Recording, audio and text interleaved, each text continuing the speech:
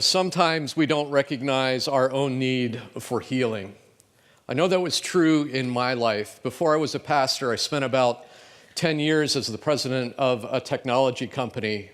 And even though that company was successful, the owners in the end shut it down in a way that not only left me out of a job, but also left me shut out of an industry that I had been in for many, many years. Now, at that time, I recognized that my head was spinning. I recognized that I was kind of lost, but what I didn't realize was how deeply I had been wounded and how much I needed inner healing. Fortunately, I have a wife who's a lot more perceptive than I am, and she could see what was going on inside of me much better than I could see it myself. And so one day at Crossroads after the message, there was a call to come forward for healing prayer. And I thought, that's great. There's probably lots of people here who could use healing prayer, not realizing that I was the prime subject. Before I knew it, Tani was dragging me up to the front of the room, and I'm so glad that she did, because that powerful time of prayer began a deep inner healing that I didn't even recognize that I needed. And I think that's true for all of us at times. We don't recognize our need for healing, but as we live life, we all get wounded. There are past hurts that come up. There are different seasons of life that bring different wounds inside of us. And sometimes the people around us recognize that need for healing before we do. But whether we recognize it ourselves or not, there is hope in the healing power of the cross. Isaiah 53:5, by his wounds we are healed.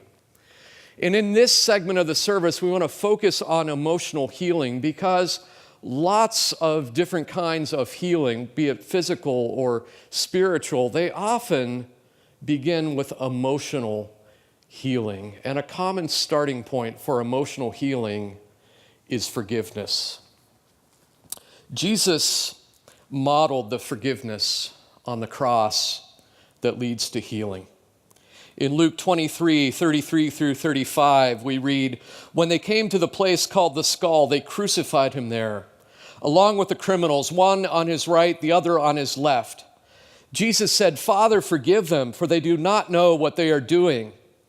And they divided up his clothes by casting lots. The people stood watching, and the rulers even sneered at him. They said, he saved others. Let him save himself if he is God's Messiah, the chosen one. I don't know about you, but I'm tempted to think that the time for forgiveness is long after the hurt. Not just that the pain has begun to fade, but that it's come down to a place where we might think it's at a manageable level. But that's not what we see Jesus modeling on the cross. You see, as he is praying these words, the context is he's been nailed to the cross and he's hanging there. He's experiencing the most extreme, torturous form of death that the Roman government can devise. And the path to get there has been brutal. He's been beaten, whipped, arrested, mocked. He's been beaten nearly to death by the time he gets to the cross, and it's not over. Every expectation is that there will be many hours of agony still to come. That's the context of Jesus on the cross when he offers this prayer. Father, forgive them. Despite the trail of torture, despite the pain of the present, despite the agony that's ahead, Jesus is able to offer forgiveness. But he's not only suffering physically. Jesus has been abandoned. A week earlier, the crowds had welcomed him to Jerusalem as their king.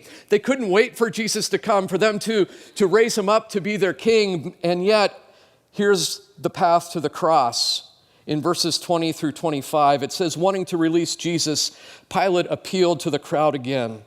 But they kept shouting, crucify him, crucify him. And for the third time, Pilate spoke to them. Why? What crime has this man committed? I found in him no grounds for the death penalty. Therefore, I'll have him punished and then release him." But with loud shouts, they insistently demanded that he be crucified, and their shouts prevailed. The crowds have turned on Jesus, but he's also been let down by the disciples. The previous night had been the Last Supper. They experienced God's love in an amazing way together, and after dinner, Jesus invites the disciples to go to the garden with him. He needs to pray, and he's trying to help the disciples to understand how critical this moment is and how much he needs their support. And so he leaves them to pray, and he says, "I'm going to go off by myself a little bit further, but I need your support. I need you to pray for me." And as he goes off, he has this intense wrestling match with his destiny. "Father, I share your love for humanity, but Father, is there any other way than the agony that's ahead?" But then he also prays, "Not my will, but yours." It's such an intense time of prayer that the Bible tells us that Jesus is sweating blood on his forehead. And out of that intense time of prayer, he goes back and he finds the disciples asleep. They've let him down. But it's not just that. It's not just the crowds. He gets denied by a friend.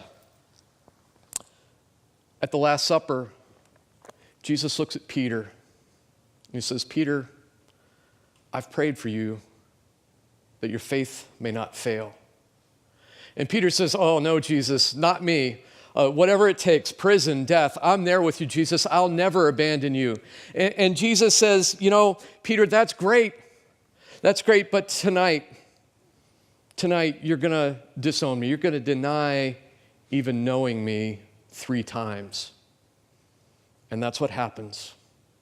Before the sun comes up, Peter denies even knowing Jesus 3 times. And so Jesus is disowned by a friend. He's let down by the disciples.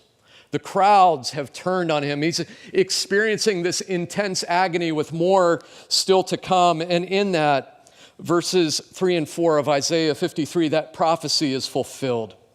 He was despised and rejected by mankind, a man of suffering and familiar with pain. Like one from whom people hide their faces, he was despised, and we held him in low esteem. Surely he took up our pain and bore our suffering, yet we considered him punished by God, stricken by him, and afflicted.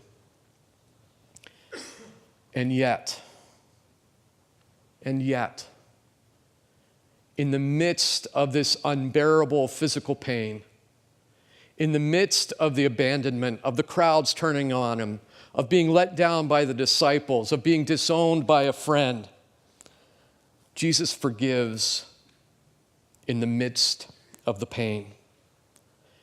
And in that, it brings the hope of the cross, that by his wounds we are healed. How about you? What does this mean in your life today? Have you been hurt? Are you carrying that hurt with you even right now? Whether it's the pain of the past, something that's going on in the present, or even anxiety or fear of the future. Whatever it is, you can know that there is hope in the healing power of the cross. Whether it happened 50 years ago or 5 days ago, or that wound in your heart is still bleeding, there is hope in the healing power of the cross. Emotional healing often begins with forgiveness.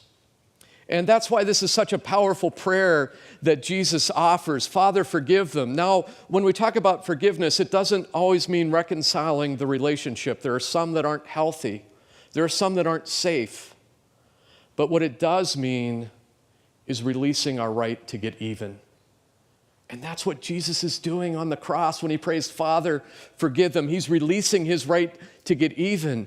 Because Jesus knows when we allow that hurt to live in our hearts, then it can transform itself into things like guilt and into bitterness, and they become like cancers in our heart. It's like swallowing poison and expecting it to hurt the other person. And there's one antidote, and it's forgiveness. That's the power in what Jesus did. When we accept the forgiveness that Jesus offers, sometimes that means that we have to forgive ourselves first. To understand that Jesus is offering the forgiveness and accept it into our own hearts. Sometimes it's taking that forgiveness and releasing that right to get even with others.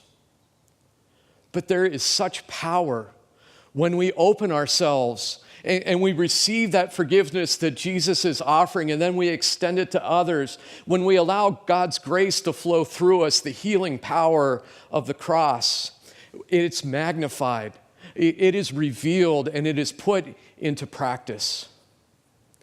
And so don't be like me.